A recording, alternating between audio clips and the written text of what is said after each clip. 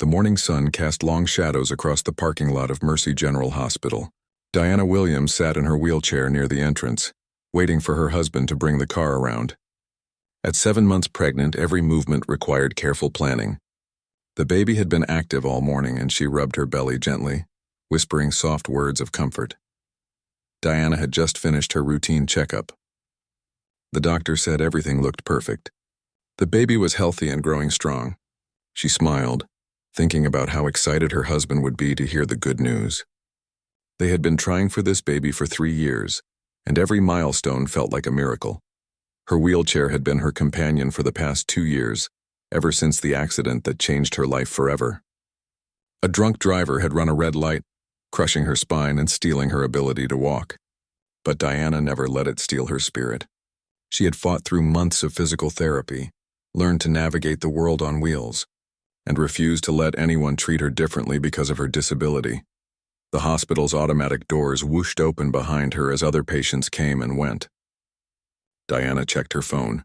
Her husband was running late, stuck in traffic across town where he worked as a software engineer. She decided to wait by the curb where it would be easier for him to spot her and pull up safely. As she wheeled herself toward the street, Diana noticed a police car parked nearby. Officer Bradley Hayes sat inside, finishing his morning coffee and scrolling through his phone. He had been on the force for 8 years, though his record was far from spotless. 3 complaints for excessive force, 2 for inappropriate conduct, and a history of what his supervisors called attitude problems with the community. Hayes glanced up and saw Diana positioning herself by the curb. Something about the sight bothered him, though he couldn't quite put his finger on what. Maybe it was the way she seemed so comfortable taking up space, or how she didn't look around nervously like some people did when they saw his patrol car. In his mind, people should show more respect for authority. Diana was checking her phone again when she heard heavy footsteps approaching. She looked up to see the officer walking toward her with a stern expression. Her heart began to beat a little faster.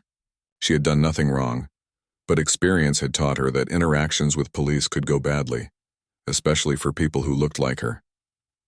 "What are you doing here?" Hayes demanded, his voice sharp and accusatory. Diana blinked, confused by the hostile tone. "I'm waiting for my husband to pick me up. I just had a doctor's appointment. You can't loiter here.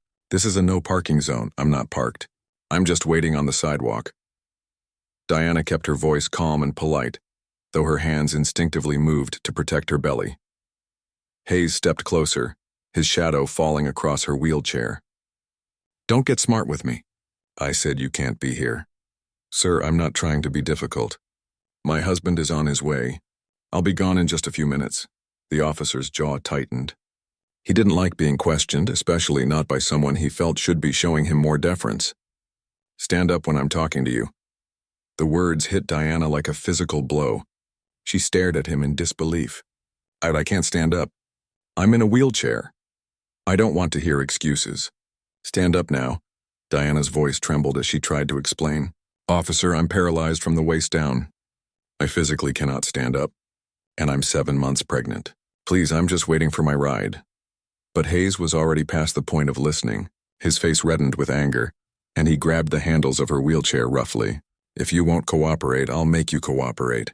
Before Diana could react, he jerked the wheelchair backward with such force that she nearly fell out of it. Her purse tumbled to the ground, spilling its contents across the sidewalk. The sudden movement sent a sharp pain through her back and abdomen. "Please stop," Diana cried out, wrapping her arms around her pregnant belly. "You're hurting me. You're hurting my baby." Several people nearby had begun to notice the commotion. A nurse coming off her shift stopped in her tracks, pulling out her phone to record. An elderly man with a walking cane started moving toward them, his face filled with concern. Hayes grabbed Diana's arm and yanked it hard, trying to pull her from the wheelchair. "I told you to stand up. Stop resisting. I can't resist. I can't feel my legs," Diana sobbed, terror filling her voice as the pain in her abdomen intensified. The nurse who had been recording rushed forward. "Officer, she's pregnant and disabled." "What are you doing?" "Mind your own business," Hayes snapped, but he could hear the crowd growing larger. More phones were coming out, more voices expressing outrage at what they were witnessing. Diana felt a wetness between her legs and panic flooded through her. "Something's wrong," she whispered, then louder. Something's wrong with my baby. I need help. I need a doctor. The elderly man with the cane had reached them now. Son, what's gotten into you? This woman needs medical attention. Hayes realized that his actions were being filmed from multiple angles. His training kicked in and he tried to regain control of the situation. She was resisting arrest. Arrest for what? The nurse demanded. For waiting for her husband? For being disabled? For being pregnant? Diana doubled over in pain, her face pale and covered in sweat. Please, she gasped, my baby. Something's happening to my baby. The crowd around them had grown to nearly 20 people, all witnessing the officer's treatment of a pregnant, disabled woman. Their angry voices created a chorus of condemnation that Hayes could no longer ignore. He finally released Diana's arm and stepped back, but the damage was already done. Diana's phone buzzed with an incoming call. Through her pain and tears, she saw her husband's name on the screen. She tried to answer, but her hands were shaking too badly to swipe the screen. The nurse gently took the phone and answered it for her. Hello, this is a nurse at Mercy General. Your wife needs you here immediately. There's been an incident and she may be going into early labor. As Diana was rushed back into the hospital by medical staff, Officer Hayes stood alone on the sidewalk, surrounded by angry witnesses and the damning evidence of multiple video recordings. He had no idea that the woman he had just assaulted was married to one of the most respected civil rights attorneys in the state, or that his actions would soon become the center of a storm that would change both their lives forever. The hospital corridor buzzed with urgent activity as medical staff wheeled Diana into the emergency room. Her husband's car screeched into the parking lot just as the ambulance arrived to transport her to a larger facility, better equipped for high-risk pregnancies. The panic in his voice echoed through the halls as he ran alongside the gurney. What happened? Diana, talk to me. Is the baby okay? Dr. Patricia Chen, the emergency room physician, quickly filled him in while they moved. Your wife was physically assaulted while waiting outside. The stress and trauma may have triggered early labor. We need to get her to Metro Hospital immediately. David Williams felt his world spinning. As one of the city's most prominent civil rights attorneys, he had seen countless cases of police misconduct. He had fought in courtrooms for justice, won settlements for victims, and given speeches about the need for police reform. But nothing had prepared him for the moment when his own family became targets. During the ambulance ride, Diana gripped his hand tightly. Between contractions, she whispered what had happened. Each detail made David's jaw clench tighter. The officer's demands that she stand up, the rough handling of her wheelchair, the complete disregard for her disability and pregnancy. He kept pulling on me, Diana said through tears, even when I told him about the baby, even when everyone was telling him to stop. David squeezed her hand gently, his mind already working. Don't worry about that right now. Focus on staying calm for our baby. We're going to get through this. At Metro Hospital, the obstetrics team was ready. Dr. Rodriguez, a specialist in high-risk pregnancies, examined Diana immediately. The good news was that while she was having contractions, they weren't progressing to active labor yet. The baby's heartbeat was strong, though stressed. We're going to keep you here for observation, Dr. Rodriguez explained. The trauma your body experienced was significant. We need to monitor both you and the baby closely for the next 48 hours. While Diana rested under medical supervision, David stepped into the hallway to make phone calls, first to Diana's mother, then to his law firm, and finally to the media contacts he had built relationships with over the years. By evening, the story was beginning to spread. The nurse from the hospital had already uploaded her video to social media. The footage was clear and disturbing. It showed Officer Hayes grabbing a pregnant woman in a wheelchair, ignoring her pleas, and continuing his aggressive behavior even as witnesses begged him to stop. Within hours, the video had been shared thousands of times. Comments poured in from people expressing outrage and disbelief. Local news stations picked up the story, and reporters began gathering outside both the hospital and the police station. Police Chief Jennifer Martinez watched the video in her office with growing horror. She had been trying to reform the department for 2 years, cleaning house and implementing new training programs. Hayes had been on her watch list, but she hadn't acted quickly enough. Now his actions threatened to undo all her progress. She called an emergency meeting with her command staff. This is a disaster, she said, replaying the video. Not just for Hayes, but for all of us. The community was just starting to trust us again. Captain Torres, Hayes's direct supervisor, shook his head grimly. We've had complaints about his attitude before, but nothing this blatant. He crossed every line imaginable. Where is he now? Chief Martinez asked. At home. We suspended him pending investigation as soon as the video surfaced. Meanwhile, Officer Hayes sat in his living room, watching the news coverage with growing dread. His wife had taken their children to her mother's house after seeing the video. His phone buzzed constantly with calls from reporters, union representatives, and angry strangers who had somehow gotten his number. The police union president, Robert Chen, arrived at Hayes's house that evening. Bradley, what were you thinking? This woman is disabled, pregnant, and married to David Williams. Do you know who David Williams is? Hayes shook his head, though a sinking feeling told him he was about to find out. He's the lawyer who won that $20 million settlement against the city 3 years ago. He's testified before Congress about police reform. He's been on national television dozens of times talking about cases like this. Chen paced the room angrily. You just handed him the perfect case on a silver platter. Back at the hospital, David sat beside Diana's bed as she slept fitfully. The doctors had given her medication to help stop the contractions, but she would need to stay on bed rest for weeks. Their carefully planned life had been turned upside down in a matter of minutes. His phone rang. The caller ID showed it was his law partner, Patricia Greenwood. David, I've been following the news. How's Diana? Stable for now, but it was close. Too close. His voice was tight with controlled emotion. I hate to bring this up while you're dealing with everything, but we're getting calls from every media outlet in the country. This story is going national. CNN wants to interview you tomorrow. David looked at his sleeping wife, tubes and monitors surrounding her. Patricia, I've spent my career fighting these cases for other people. I never thought I'd be living one. What do you want to do? We could refer this to another firm if you prefer. No. David's voice hardened with resolve. This is exactly why I became a lawyer in the first place. Hayes thought he could abuse a disabled pregnant woman with no consequences. He was wrong. The next morning brought a crowd of reporters to the hospital. David held a press conference in the lobby, Diana beside him in her wheelchair, her hand resting on her belly. Yesterday, my wife was peacefully waiting for me outside a medical facility. David began, his voice steady but filled with controlled anger. She had just received good news about our baby's health. She was harming no one, breaking no laws, and posing no threat to anyone. He paused, letting the weight of his words settle. Officer Bradley Hayes saw a black woman in a wheelchair and decided she didn't belong where she was. When she couldn't comply with his impossible demand to stand up, he became violent. He assaulted a disabled pregnant woman in broad daylight, in front of multiple witnesses while she begged him to stop. The reporters scribbled notes furiously as cameras rolled. This isn't just about one bad officer. This is about a system that allows officers like Hayes to remain on the force despite multiple complaints. This is about the attitudes and biases that lead to these incidents happening over and over again. Diana leaned forward to the microphone. I want people to know that I'm not just a victim. I'm a mother, a wife, a person with dignity and rights. What happened to me could happen to anyone. We have to do better.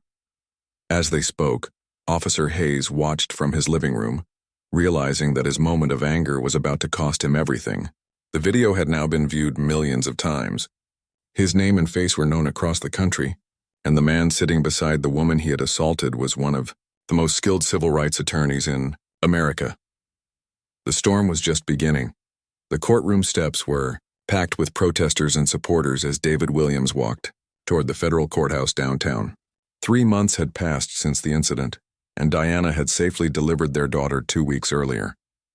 Baby Grace was healthy and perfect, but the early stress had taken its toll on the entire family.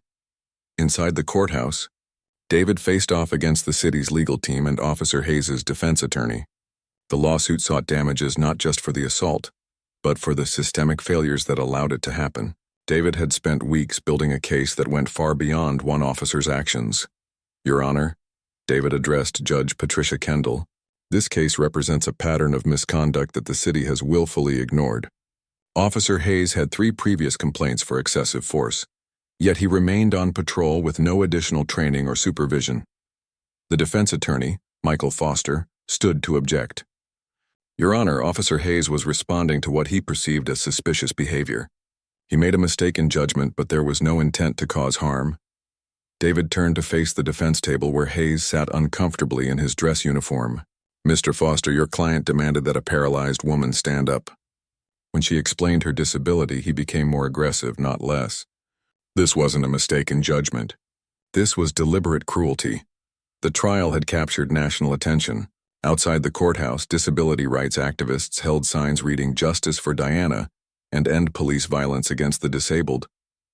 Counter-protesters, mostly police supporters, carried their own signs defending law enforcement. Inside, the prosecution's case was devastating. The nurse who filmed the incident testified first, her video playing on screens throughout the courtroom. The footage was even more damning in the formal setting, with Diana's cries for help echoing off the courthouse walls.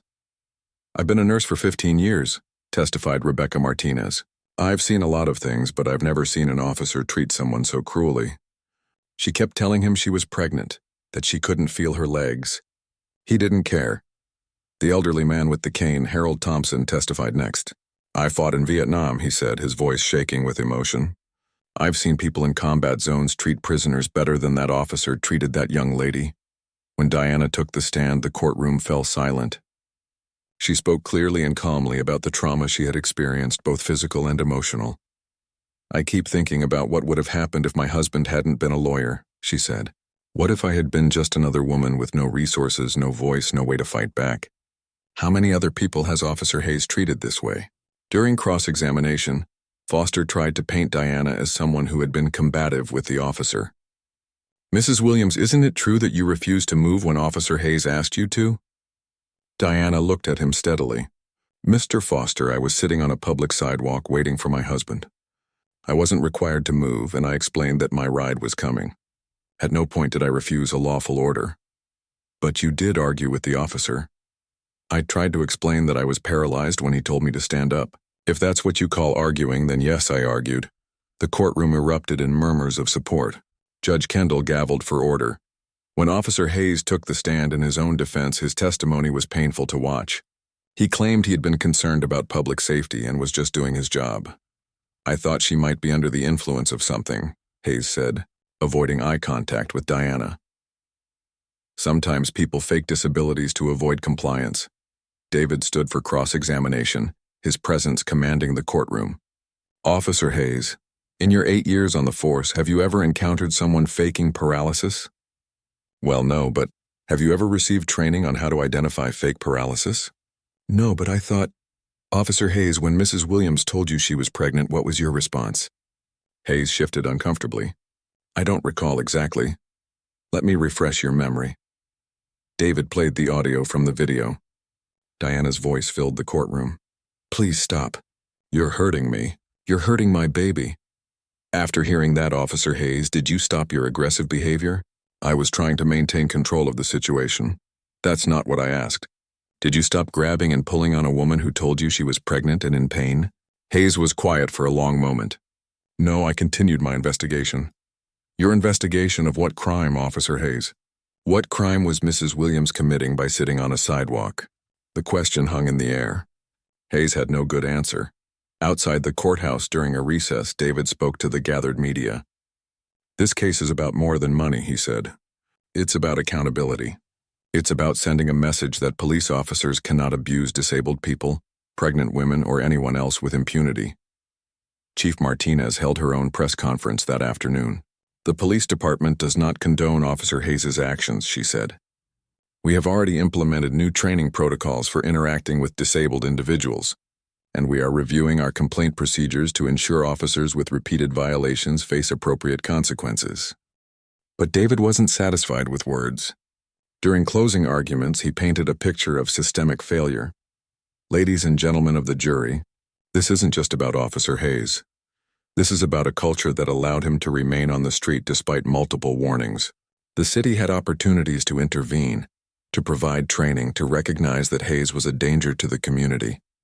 They chose not to act, and my family paid the price." He gestured toward Diana, who sat holding baby Grace. "My wife will live with the trauma of this attack forever. Our daughter was nearly born prematurely because of the stress. We're asking for accountability, not just from Officer Hayes, but from the system that failed to protect its most vulnerable citizens." The defense attorney made his closing argument, asking the jury to consider the difficult job police officers face every day. But the video evidence was overwhelming, and the jury had seen Hayes's callous testimony.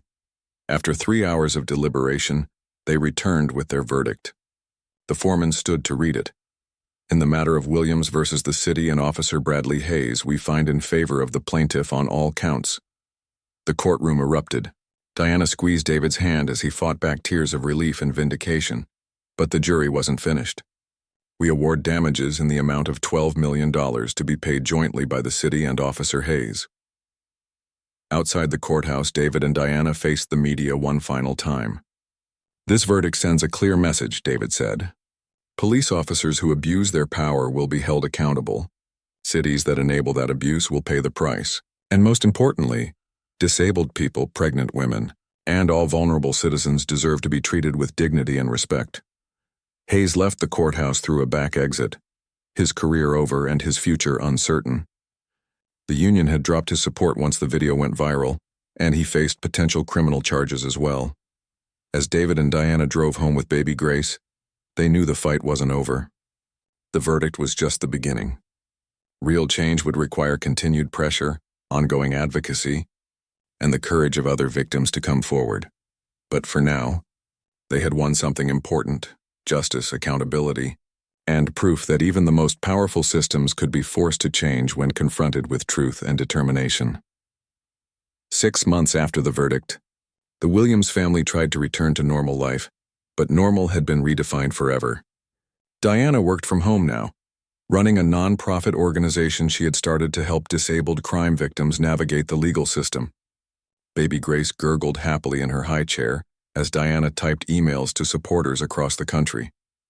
The $12 million settlement had been split between the city and Officer Hayes, though Hayes's portion would be paid through garnished wages over decades since he had no significant assets.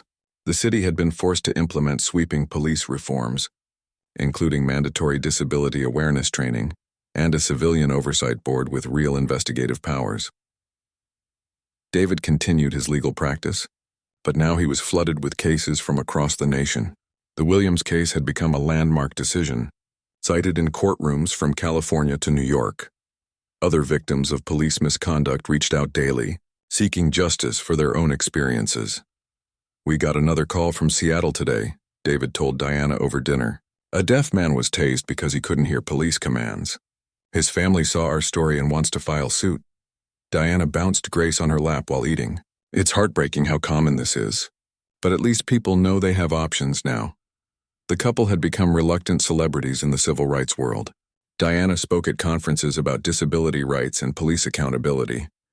David testified before Congress about the need for federal legislation requiring disability training for all law enforcement officers.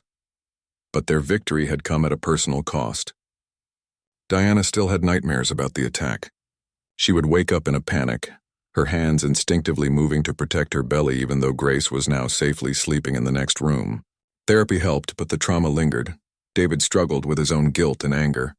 As someone who had dedicated his career to fighting police misconduct, he felt he should have been able to protect his family. The rational part of his mind knew better, but emotions didn't always follow logic. Meanwhile, former Officer Bradley Hayes was living a very different life. After losing his job, his house, and most of his friends, he had moved in with his brother in a small town 3 hours away. He worked at a warehouse loading trucks for minimum wage. The job was a far cry from the authority and respect he had once enjoyed as a police officer.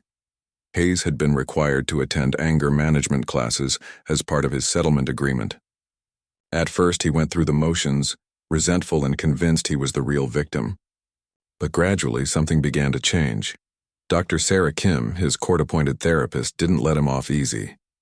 "Bradley, you assaulted a pregnant woman in a wheelchair," she said during one session. "Tell me how you think that was acceptable behavior." "I was just doing my job," Hayes mumbled, the same defense he had used for months. "Your job was to protect and serve the community. How did attacking Diana Williams serve anyone?" For the first time, Hayes had no ready answer. He sat in silence, finally beginning to confront the reality of what he had done.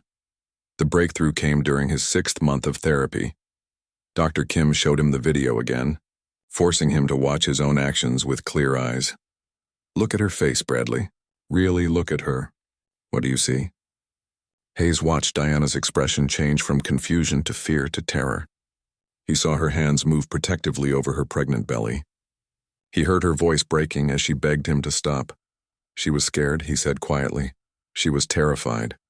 Of you, a person whose job was to make her feel safe. That night, Hayes went home and stared at himself in the mirror for a long time. He thought about his own daughter, who was now refusing to see him. He thought about Diana Williams, who had done nothing wrong except exist in a space where he decided she didn't belong. The next day, he did something that surprised everyone, including himself. He called David Williams' law office. "Mr. Williams, this is Bradley Hayes. I know you probably don't want to hear from me, but I was wondering if I could speak with you and your wife. I have something I need to say." David was immediately suspicious. "If this is some attempt to reduce your financial obligations—" "It's not about money," Hayes interrupted. "I've been going to therapy and I'm starting to understand what I did to your family. I need to apologize. Not because a lawyer told me to, not because it might help me somehow, because it's the right thing to do." After discussing it with Diana, David agreed to meet at a neutral location, the office of Dr. Kim, Hayes' therapist, who would mediate the conversation. The meeting was awkward at first. Hayes sat across from the couple he had traumatized, struggling to find words. Diana held Grace in her arms, the baby that had nearly been born prematurely because of his actions. "I don't know how to start," Hayes said finally.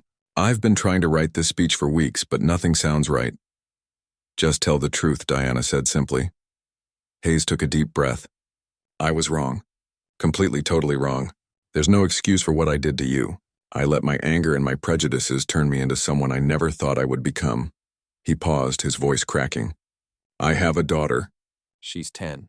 After this happened, she asked me if I was one of the bad police officers she sees on TV. I didn't know what to tell her because the answer is yes." "I was?" Diana studied his face, looking for signs of manipulation or insincerity. What she saw instead was genuine remorse and shame. "Why?" she asked. "Why did you treat me that way?" Hayes struggled with the answer. "I think I was looking for someone to take my anger out on. I had problems at home, problems at work. When I saw you sitting there looking confident and comfortable, something in me snapped. I wanted to make you feel as powerless as I felt. So you chose to attack a disabled pregnant woman. Yes, and I will regret that for the rest of my life." David leaned forward. "Regret isn't enough, Hayes. Your actions had consequences. My wife still has nightmares. Our daughter could have died, I know. I know I can never undo what I did. But I'm trying to make sure I never hurt anyone like that again. I'm in therapy.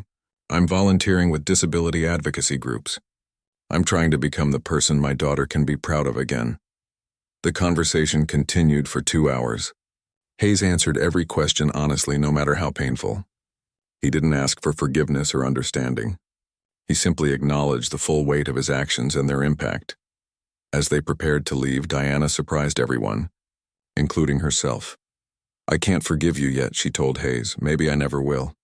But I can see that you're trying to change, and that matters. Not for you, but for the next person who might cross your path when you're angry." Hayes nodded, tears in his eyes. "I understand. And Mrs. Williams? Your daughter is beautiful. I'm sorry I put her in danger before she was even born."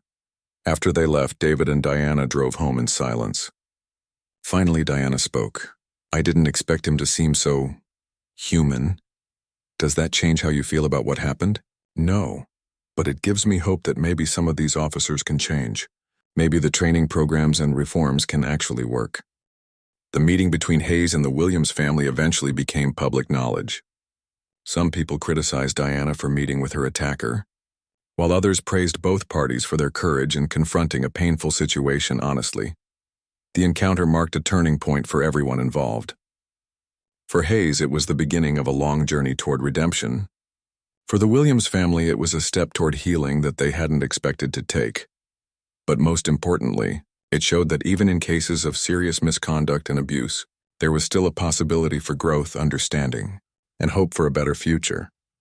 2 years later, the Williams family stood before the United States Capitol building, preparing for one of the most important days of their lives. Diana held 3-year-old Grace's hand as they walked up the steps, David carrying a briefcase filled with documents that represented hundreds of similar cases from across the country. The Diana Williams Police Accountability Act was about to be voted on by the House of Representatives. Named in honor of Diana's ordeal, the legislation would require all police departments receiving federal funding to implement comprehensive disability awareness training and establish independent oversight committees for misconduct complaints. Mama, why are all these people here? Grace asked, pointing to the crowd of reporters and supporters gathered outside. They're here because sometimes we have to speak up when something isn't right, Diana explained, adjusting her daughter's small purple dress. Remember how we talked about standing up for people who need help? Inside the Capitol, Diana was scheduled to testify before the House Judiciary Committee.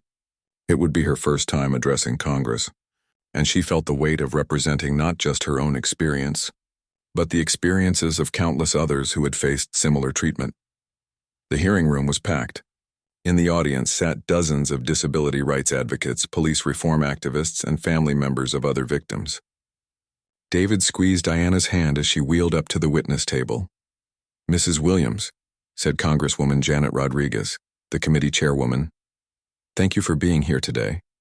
Please tell us in your own words what happened to you and why this legislation is necessary." Diana took a breath and began her testimony. She spoke clearly and calmly about the day that changed her life, but this time her focus was broader than just her own experience. "What happened to me was terrible, but I was lucky in many ways," she said. "I had resources. I had a husband who knew the legal system. I had witnesses who were brave enough to film what was happening and speak up. But across this country, disabled people are facing similar treatment every day and they don't have those advantages." She gestured to the audience behind her. "In this room are family members of disabled people who have been shot, tased, pepper-sprayed, and brutalized by police officers who didn't understand their disabilities or didn't care to learn. We're not asking for special treatment. We're asking for basic human dignity and the training necessary to ensure these tragedies stop happening." During the question period, several committee members challenged the need for federal intervention. Representative Michael Foster, no relation to Hayes's former lawyer, argued that local departments should handle their own training. "Mrs. Williams, don't you think this legislation infringes on local control of police departments?" Diana's response was measured but firm. "Congressman Foster, civil rights shouldn't depend on your zip code. A disabled person in rural Mississippi deserves the same protection as someone in Washington, D.C. When local systems fail consistently, federal standards become necessary." The most powerful moment came when Diana introduced other family members who had traveled to Washington to support the legislation. Maria Santos spoke about her autistic son, who was shot by police during a meltdown because officers mistook his behavior for aggression. Robert Chen described how his elderly father with dementia was tackled and injured when he became confused during a traffic stop. "These aren't isolated incidents," Diana concluded.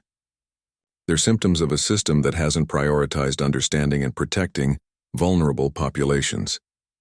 This legislation would provide the tools and training to change that." Later that day, former Officer Bradley Hayes sat in the visitor gallery of the House chamber, watching the debate over the legislation. His presence was controversial. Some victim advocates felt he shouldn't be there, while others saw his attendance as evidence of genuine remorse and change. Hayes had spent the past 2 years working with Dr. Kim to address the anger and bias that had led to his assault on Diana. He had also begun volunteering with a local disability rights organization, helping to train other former officers about the experiences of disabled individuals. When Diana saw him in the gallery, she felt a complex mix of emotions. She still struggled with nightmares sometimes, and seeing him brought back memories of that terrible day. But she also knew that his transformation had become part of her own healing process. The debate on the House floor was intense. Opponents argued about federal overreach and the costs of new training programs. Supporters shared statistics about police encounters with disabled individuals and read testimonials from families affected by police violence. Representative Rodriguez delivered the closing argument in favor of the bill. This legislation is named after Diana Williams, but it represents the experiences of thousands of Americans who have been failed by systems that should protect them. We have an opportunity today to ensure that no other family has to endure what the Williams family went through. When the vote was called, the chamber fell silent. One by one, representatives cast their ballots. Diana held her breath as the tally appeared on the electronic board. The ayes are 248. The nays are 187. The bill passes, announced the speaker. The gallery erupted in applause and tears. Diana felt David's arm around her shoulders as Grace clapped excitedly, not fully understanding what had happened but sensing the joy around her. Outside the Capitol afterward, Diana held a press conference with other advocates. "This is just the beginning," she said. "Passing this law is important, but real change will come from changing hearts and minds, one interaction at a time." A reporter asked about Hayes' presence at the hearing. "Mrs. Williams, how did you feel seeing the officer who attacked you in the chamber today?" "It was difficult," Diana admitted. "But I also think his presence there shows that people can change. The goal of this legislation isn't revenge, it's prevention. If we can prevent other officers from making the choices that Bradley Hayes made, then we've succeeded." After the press conference, Hayes approached the Williams family hesitantly. He had maintained his distance for 2 years, respecting their space while working on his own rehabilitation. "Mrs. Williams, Mr. Williams," he said quietly, "I wanted you to know that I've been following the legislation. What you've accomplished here is remarkable." Diana studied his face. He looked different from the angry, aggressive man who had attacked her. Therapy, accountability, and genuine remorse had changed him in visible ways. "Thank you," she said simply. "I know I can never make up for what I did, but I want you to know that I'll spend the rest of my life trying to make sure other officers don't make the same mistakes I did." David, who had remained silent, finally spoke. "Actions matter more than words, Hayes. But your work with the Disability Advocacy Group has been noted. Keep doing it." As Hayes walked away, Diana reflected on how much had changed since that terrible day outside the hospital. She had gone from victim to advocate, from someone seeking justice for herself to someone fighting for justice for everyone. The legislation bearing her name would help protect countless disabled individuals from experiencing what she had endured. That evening, the Williams family celebrated at home with Diana's mother and David's parents. Grace played with her toys while the adults discussed the day's victory and the work still ahead. "So what's next?" David's father asked. Diana smiled, watching her daughter play. "Now we make sure this law actually gets implemented properly. We train the trainers. We monitor compliance. We support other families who are still fighting for justice. The law is just the beginning. And," she added, looking at David with a mischievous smile, "we think Grace might like a little brother or sister." David laughed. The first truly relaxed laugh Diana had heard from him in months. "I think we can handle one more Williams family member." As they tucked Grace into bed that night, their daughter asked a question that surprised them both. "Mama, are you going to help more people like you helped today?" Diana kissed her daughter's forehead. "Yes, sweetheart. That's what we do when we see something that isn't right. We try to fix it. Can I help too when I'm bigger? If you want to, you can help right now by being kind to everyone you meet, especially people who are different from you." Grace nodded seriously. "I can do that."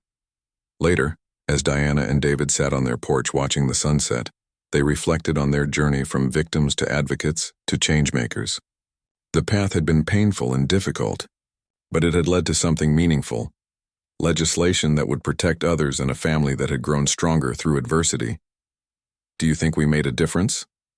Diana asked. David took her hand. "Look what we've accomplished. Look at the families who are here today, who now have hope for change. Look at our daughter, who's growing up in a world where her mother fought for justice and won. Yeah, I think we made a difference." The Diana Williams Police Accountability Act would go on to be signed into law by the president, becoming a model for similar legislation in other countries. But for Diana and David, the real victory was simpler. They had taken their pain and transformed it into progress, ensuring that their daughter would inherit a more just world than the one they had known. And somewhere across town, former Officer Bradley Hayes continued his own journey of redemption, working each day to become the person his daughter could be proud of, and to ensure that his mistakes would serve as lessons for others. The circle of accountability, forgiveness, and change continued to grow, touching more lives than any of them had imagined possible on that terrible day when it all began.